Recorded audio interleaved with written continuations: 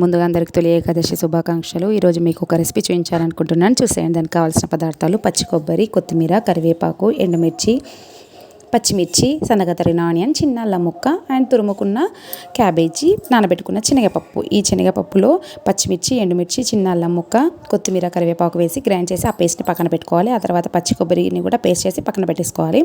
Pan పెట్టుకొని ప్యాన్లో oil వేసుకొని ఆనియన్ వేగాక పసుపు వేసుకోవాలి. ఆ తర్వాత ఏదైతే మనం చేసి పక్కన పెట్టుకున్నాం కదండి, ఆ శనగపప్పు పేస్ట్ కూడా ఇందులో వేసేసి బాగా వేగనివ్వాలి. ఆ తర్వాత క్యాబేజీ తురుమును కూడా ఇందులో వేసేసుకొని బాగా మిక్స్ చేసుకోవాలి. కొంచెం ఆయిల్ ఎక్కువనే పడుతుందండి. ఈ క్యాబేజీ శనగపప్పు పేస్ట్ బాగా మిక్స్ అయ్యేలా కలుపుకున్న తర్వాత చిన్న గ్లాస్ వాటర్ వేసుకొని ఒక 10 నిమిషాల పాటు మగ్గనివ్వాలి. ఆ తర్వాత పచ్చి కొబ్బరి పేస్ట్, కొత్తిమీర వేసేసుకొని ఒక 5 మినిట్స్ లో ఫ్లేమ్లో ఉంచుకోవాలి. ఈ కర్రీ రసంలోకి, చారులోకి చాలా బాగుంటుందండి. ట్రై చేసి చూడండి.